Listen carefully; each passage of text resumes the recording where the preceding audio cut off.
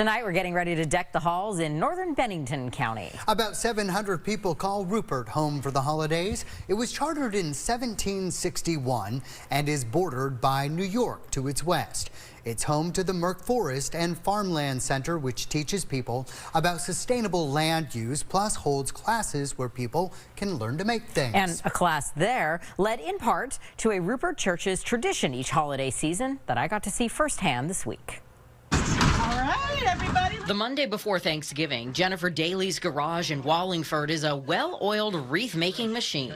Do you think people realize how much effort goes into making a wreath? No.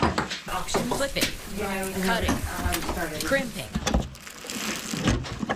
decorating. Pine cones and ribbon? Done by a dedicated group of volunteers from the Congregational Church of Rupert, who made the 40-minute trek to her home where the assembly happens. Last year, they turned out 140 wreaths, their most yet. All handmade, all part of a tradition that the Daly family holds dear. Mom came up with the wreath fundraiser idea. After moving to Rupert, the tradition amped up after Mom Dottie took a wreath-making class. And then it became, let's make wreaths for the church. Yeah. How does it feel to send so many beautiful wreaths out to make other people's holidays brighter? The best. Pretty awesome. It's pretty awesome. Yeah. We look forward to this. Yes. This is what Christmas is about for us. Absolutely. Giving back Yep. and helping. Now, the wreath sale is in their mom's memory, their parents' generosity inspiring others to continue their legacy. So I think Mom would be proud because Mom and Dad love that church. I can still feel them when I go there. Believe me, they're the freshest greens you can get. Reverend Steve Barry got them that morning from the woods in Eden after the freeze.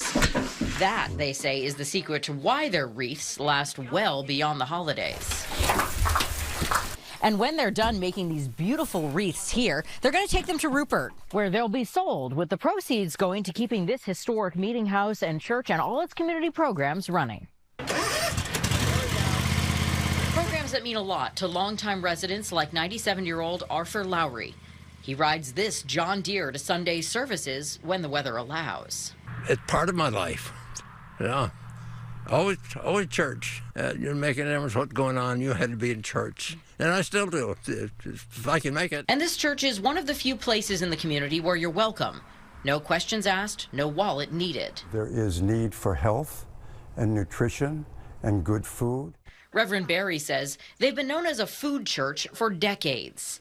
The Congregational Church of Rupert hosts regular community meals, connects local farmers and food with people who need it, hosts a parish nurse to answer health questions, and celebrates different perspectives. He says that ethos dates back to their founding in 1786. He says they're the oldest continuously operating meeting house in the state. There is historical importance to this particular meeting house, and I want to keep it alive. Even in an age when fewer people show up to sit in these pews, seeing the energy of the wreath makers gives him hope for the future of this church that generations of families, like the Dalys, have loved. There are people, when they do come here, they love it, and they want to see it survive.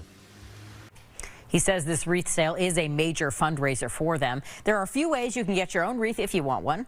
Starting this week, they're doing pop-up sales in Manchester at Charlie's Coffee Shop. That's on Friday and Saturday. But the main event is on December 6th from 11 to 3 at the church. You're encouraged to order one in advance if you want it, and it'll be a bit cheaper if you do too, $45 instead of $50. They also do some special orders. You can reserve them online or over the phone, and we'll have that information on our website, WCX.com, with this story. Also